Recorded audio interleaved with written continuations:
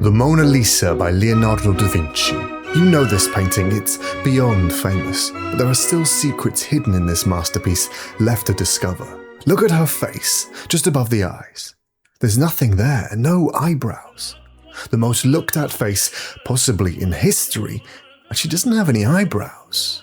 The first person to write about the Mona Lisa at any length was Giorgio Vasari in 1550, around 50 years after da Vinci started painting it.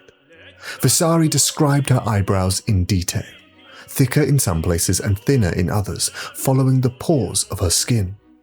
Very precise language. But when we look at the painting today, what he describes is not there. Either Vasari made it up, or somebody in the last 500 years erased them.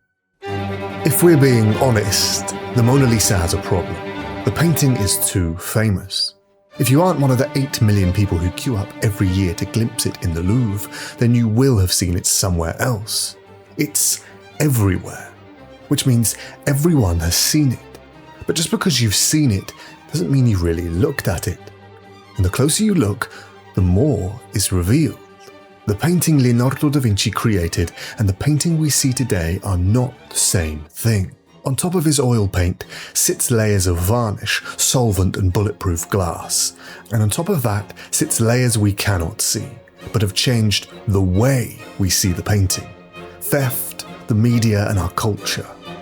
Let's strip away these layers and examine them one by one. And by the end of this video, the entire painting and those missing eyebrows will be explained. We should start with the woman in this painting. She is, in all likelihood, Lisa del Giocondo, not a queen or a saint or a duchess, but the simple wife of a Florentine silk merchant. The portrait was likely commissioned for the couple's new home to mark the birth of their second son. We can precisely date when he was working on this painting to 1503, and we know this because a Florentine clerk just happened to write in the margins of one of his documents that Leonardo da Vinci was, at that moment, painting a portrait of Lisa del Giocondo. What's amazing is that we only know this because the document the clerk wrote on was unearthed from a German library and translated in 2005. The note proves da Vinci painted Lisa del Giocondo, but it does not prove the panel in the Louvre is the same painting. And the Louvre's own curator has said so publicly. Most scholars think it is her, but we're not actually 100% certain. What is certain is that da Vinci never delivered the painting. He kept it for himself and constantly worked on it for the rest of his life, delicately and slowly applying layer after layer of paint. The painting itself is 77 by 53 centimeters, around the same size as a pillowcase. People who see it for the first time in the Louvre are often taken aback at just how small it is. They're expecting a giant painting fit for a church or a king and are greeted with a modest panel of a merchant's wife that is made for a Florentine sitting room. Hold your hand up against the wall and look at the edge of your fingers. Can you tell me exactly where your fingers stop and the wall begins? With our human eyes, we can see a rough outline, but the precise edge is less clear. The closer we look, the more the wall and the hand seem to blend together. There is no clear outline in reality, and Leonardo wanted to capture this ambiguity with his paintings.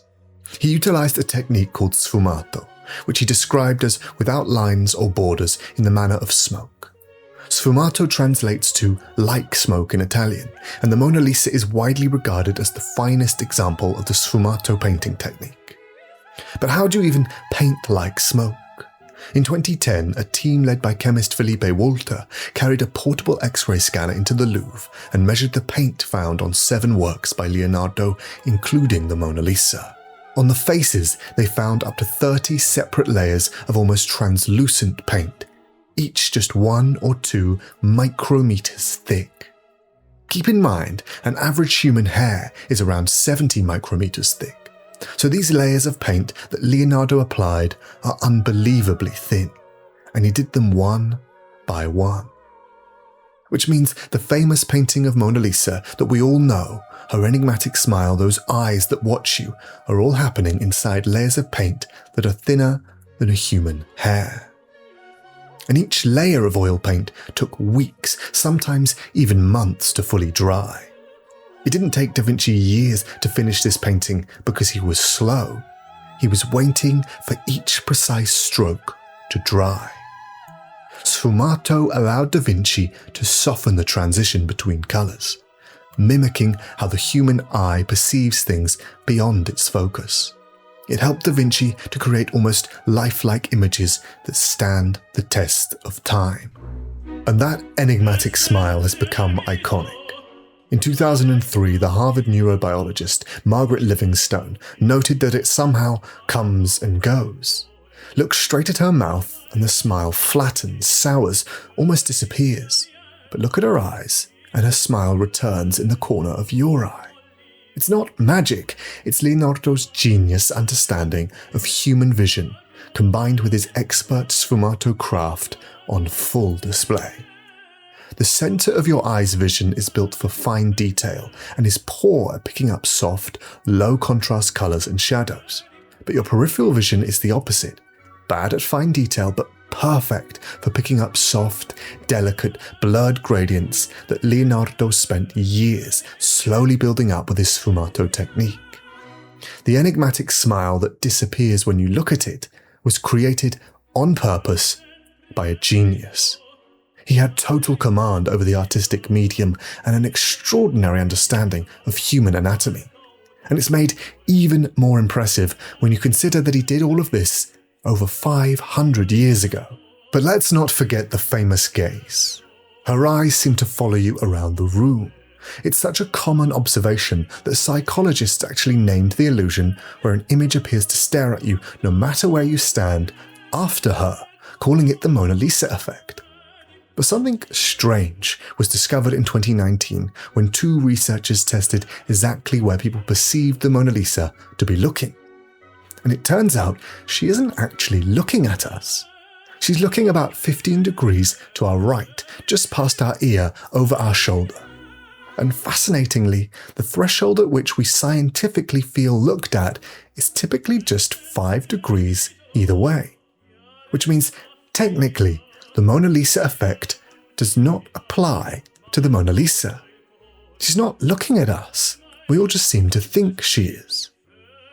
Maybe this is an example of scientists getting too technical, stripping away the art of a painting and focusing on details that don't really matter.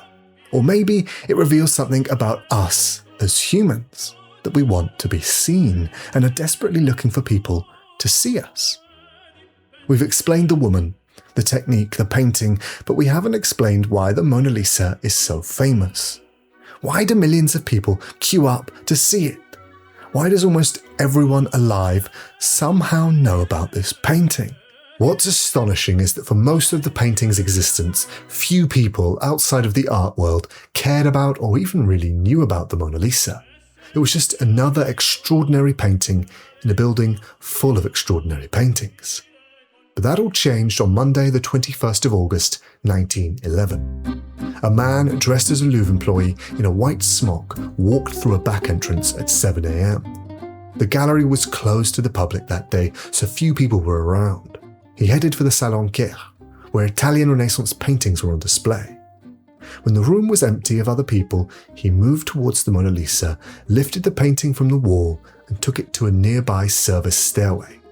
There he moved the protective case and frame, discarding them behind some student works of art. He took off his white smock, wrapping it around the wooden panel Da Vinci had painted the Mona Lisa on, and walked out of the Louvre through the same entrance he came in. The thief's name was Vincenzo Perugia, an Italian living in Paris. He had worked for the Louvre, cleaning and reframing paintings, and was particularly good at constructing strong cases for the museum's most valuable pieces, which meant he had helped create the Mona Lisa's case, giving him an intimate knowledge of the painting and the museum. He took the painting back to his apartment in Paris, where he kept it hidden in a cavity under a table. The following day, an artist arrived at the Louvre to sketch the Mona Lisa, but it wasn't there. He told the guards, but they thought it must have been taken away to be photographed. It wasn't until later that day that they realized it was missing, over 24 hours after the theft. The Louvre closed for a week-long investigation, and the police began questioning any and every possible suspect. Perugia was questioned by police because of his work on creating the case, but they didn't view him as a prime suspect. Known buyers of stolen art were brought in for questioning. Police even questioned Pablo Picasso, who had recently bought 2 statuettes that had been stolen from the Louvre, although he was later cleared. Days after the theft, the media began speculating on the case, knowing a story like this could sell millions of copies. The newspapers offered financial rewards for information, leading to hundreds of false leads being sent to the press and the police. When the Louvre reopened, a vacant space on the wall where the Mona Lisa once hung could be seen. This in itself became a popular attraction. A witness described being in the company of numerous other curious visitors to stare at the empty space on the wall of the Louvre where the famous lady had hung. Perugia kept the painting hidden for 2 years in his apartment. He eventually grew impatient and was caught with the painting in Italy, trying to claim a reward for bringing it back to its homeland. He claimed he was an Italian patriot who wanted to bring Italy's most famous painting back home. But others think he was just after the money. He wrote to his father in 1911 saying, "I will make my fortune, and this fortune will arrive in one shot." The painting was recovered and exhibited all over Italy to huge crowds, and then returned to the Louvre on full display in January 1914.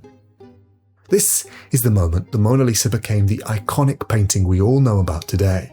Countless newspaper headlines and an international police investigation fueled her rise to fame. Without this painting's theft and years of speculation, the Mona Lisa would never have become the most famous piece of art in the world. And it's still as popular today. It's said 8 out of 10 visitors to the Louvre go just to see the Mona Lisa. Da Vinci painted a marvelous piece of art worth our admiration and praise, but its global fame comes not just from his paint, but from the story we've created around it. But what about those missing eyebrows we talked about earlier? In 1809, a restorer gave the Mona Lisa a wash and a revarnish. The cleaning was aggressive and accidentally removed the very top layer of paint, making the famous lady look paler and flatter than before, which means some of those delicate sfumato layers that Leonardo spent so much time perfecting have accidentally been rubbed off. In an attempt to preserve the painting, the restorer partially destroyed it. It could explain why Vasari's description doesn't match up with the painting we see today. There should be a whole other layer of fine detail on top, which sadly means we will never get to see the full and true painting Leonardo da Vinci created. Some of its majesty has been lost to time. But that doesn't stop us from appreciating what we can see.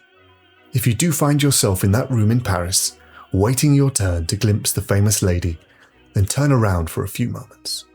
On the wall directly behind you is the Wedding Feast at Cana, the largest painting in the Louvre's collection. And despite being just as artistically brilliant, it's almost completely ignored, overshadowed by a painting of a Florentine merchant's wife that just happens to have a better story. She won't mind if you spend some time looking at this vast painting.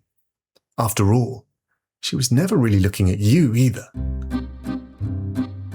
If you want to see more videos where I explain famous pieces of art, then subscribe.